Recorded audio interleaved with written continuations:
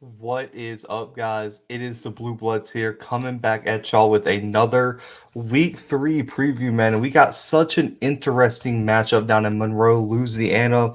Many people are going to be focused on this game. You got Coach Prime in Jackson State. You got Terry Bowden down there trying to rebuild ULM. They're honoring his father, Bobby Bowden, this weekend too. So it's going to be an emotional scene. And then also, you also have ULM trying to get their first win in almost 2 seasons. So the storylines are plenty for this game. And I mean, you look at Coach Prom and Jackson State, 2-0, two big neutral site wins. They have a full-on road matchup this weekend. And the fact that Jackson State is about to play their third game away from home is crazy. The schedule makers completely should have at least gave them at least one game at home in their first three. So shout out to them for winning their first two. But a lot of people are going to be watching this game. The hype's been there. The fan base is loud. They've been screaming that this team is on another level than the FCS. This is their chance to prove it. And also, it's if Jackson State wins this game, like let's just say no other FCS upsets happen, because that also could happen this weekend. And then it won't be that case. But if Jackson State wins this game, it will officially be the game that breaks the record for the most FCS against FBS upsets in a season already. So that's another storyline, underneath that. Unless a team earlier in the day, the FCS team upsets an FBS team, this is the game a lot of people think could break it. Now, ULM started the season 0-1, a pretty big blowout loss to Kentucky, but they had a bye week to figure out what went wrong in their first game. Bowden is going to have to try to find out which players he brought in this entire roster overhaul, what they can do this weekend, who are the players who are not.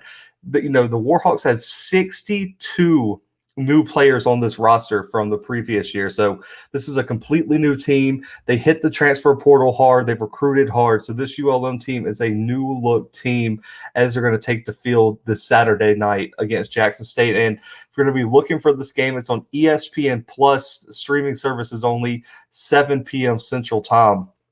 Now, I want to get into the keys of the game. Let's start with ULM here. And it's simple to me. The strength of this Jackson State team is definitely the secondary. So you have to run the ball if you're ULM, if you want to win this game.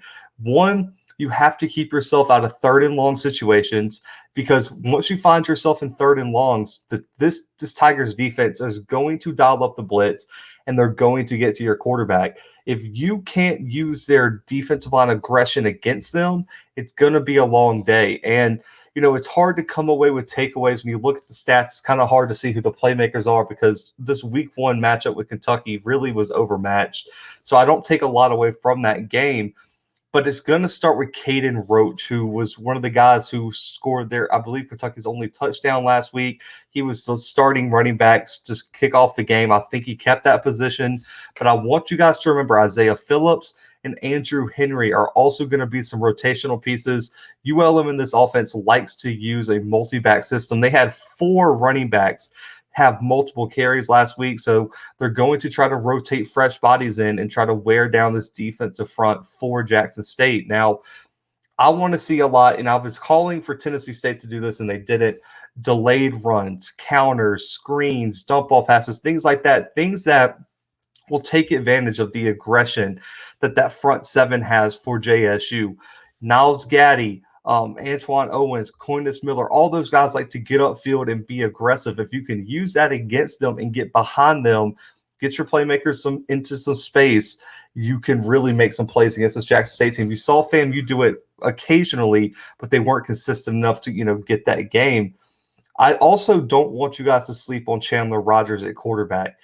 He can be a problem with his legs when the pocket breaks down. And I also expect Bowden against this Jackson State team to get him out in space on design runs. He's so athletic.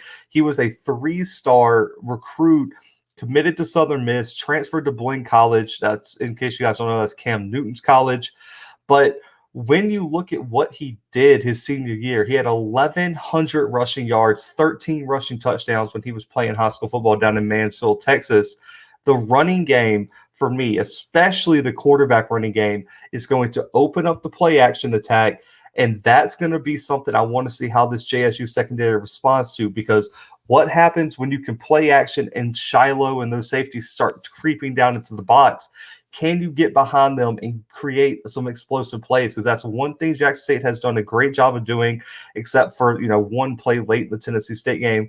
They have limited explosive plays, and it's because people haven't been able to establish the run and set up that play action game to take those shots. That is why I picked this.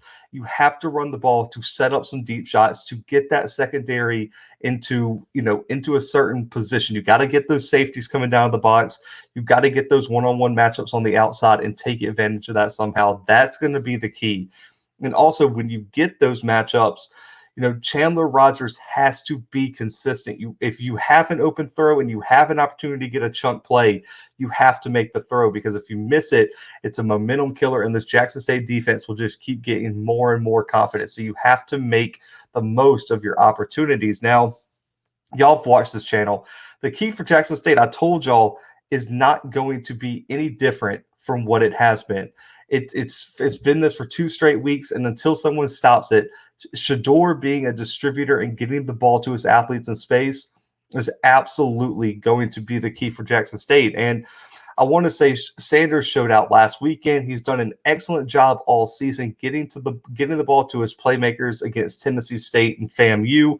75% completion percentage for the season, almost 600 yards, 3 touchdowns, and the biggest stat to me is 0 interceptions. What Jackson State's done on the offensive side of the ball is they haven't made Shedeur take any chances. They're all high percentage passes. They're all excellent route running, etc., to get him in the best position to succeed. And also, I want to say this: his poise has been excellent. The moment has not been too big for him, and if he can continue to make the throws and get the ball out in space to his wide receivers, I don't see this Jackson State offense slowing down anytime soon. Now, the wide receiving core continued their impressive 2021 last weekend. I expect a heavy dose of short routes, and then what that will do is set up the deep shot that they like to take later in the game. JSU wants to take a few deep shots each game, and they use Lanier and Newman in the slot underneath to really set that up, because you want to have those DBs' eyes in the backfield, and also you want them to come crashing down on those short routes. And when they do that, it's going to open up a one-on-one opportunity for Rucker or someone like that to go deep.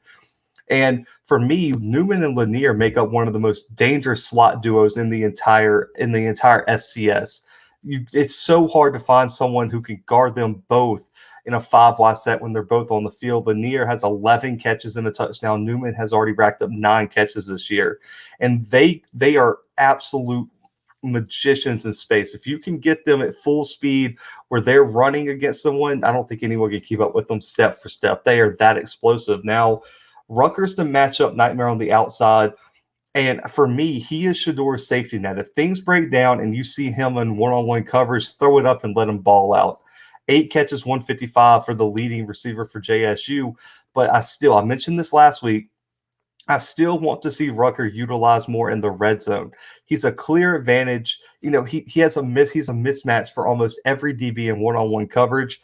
When you have a chance to take a shot to the end zone, I want to see some fade routes. I want to see, let Rucker go up and be a big body guy and go get that football. I really want JSU to do that if they find themselves close enough to take a shot to the end zone, because I think the red zone play calling is one thing I would like to see them improve just a bit. And now the matchup to watch in this game is Jackson State's offensive line versus UL-Monroe's D line. This is a key because ULM has to try to keep this offense off balance and try to get them behind schedule, get them into 2nd and 12, 2nd and 13s, 3rd and 11s. If you keep this offense off schedule and find ways to make Shedeur feel uncomfortable, that's going to be a key to helping stop this explosive Jackson State offense. Now, the D-line did a nice job week 1 against Kentucky, regardless of the score. They got 4 sacks in the first game. And for me, this offensive line for Jackson State does not really live up to what Kentucky had. So ULM has a shot here to really get into Shedeur's face and offer him his first real challenge and first real adversity. Now, it starts with Ty Shelby, who is a 6-year guy one of the leaders of the defense, and will probably be the #1 pass rusher for the Warhawks. 2 sacks last weekend against Kentucky, and he's got to make his presence felt on that edge spot. Now, Quincy Ledet Jr. and Miles Cole are going to be some other names to watch in that D-line. All of these guys have to play some of their best football and need to find a way to stop Pickett in the run game and find a way to get in Shador's face. Even if you don't sack him, make sure he feels your presence every single time he drops back to take a pass. Now, Jackson State's O-line only given up 4 sacks this year. They've been pretty strong in pass protection for the most part. And if they have another solid performance this weekend, it's going to be tough for ULM to win this game. The offensive line has to improve their communication, though, because I don't think they're going to see that vanilla pass rush game plan that they saw against FAMU and Tennessee State. Those 2 teams showed no diversity in their pass rushing techniques, their calls. They didn't stunt. They didn't disguise anything. It was just, we're going to put 3 or 4 down linemen, and we're coming. And if we're blitzing a linebacker, he's going to walk up to the line of scrimmage. They showed no creativity in what they were bringing.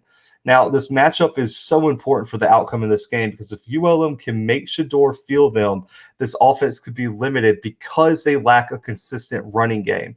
But if JSU's O-line has another great performance, I honestly think Jackson State is going to cause a lot of issues for ULM because Shador is going to be able to just make play after play and get the ball to all his playmakers on the outside, and this offense is going to drive down the field consistently. Now, I know a lot of people, see the spread. I mean, the spread's 17.5 points for ULM. I do not see it coming even close to that. As much as, this is FBS versus FCS, we've seen so many teams get upset. I think there's huge turnover down there in Monroe. And right now, just momentum-wise, player for player-wise, and just pure talent, I honestly think this Jackson State team is better right now than this ULM team. I think they get the big win on the road. I do think it's going to be close. I do think it's going to be extremely close early, but I just think Jackson State is going to be able to make 1 or 2 more plays down the stretch to really separate themselves from the Warhawks. I got Jackson State 28, ULM 24 this week. I got a 4-point win for Jackson State. So, guys, make sure to comment your predictions below. Also, hit that subscribe button if you're new and like this video and share it with everyone. This is our first preview of the day. We got one drop in at 11 o'clock and one drop in at 2 o'clock as well. And y'all can check out all our week 3 content right there on the week 3 playlist. That's going to be linked at the end of this video. But guys, hope if you're traveling down to Monroe, man, be safe. And this is going to be such a great game. But I got 28-24 Jackson State. So comment your score predictions below. But right now, for the Blue Bloods, we are out.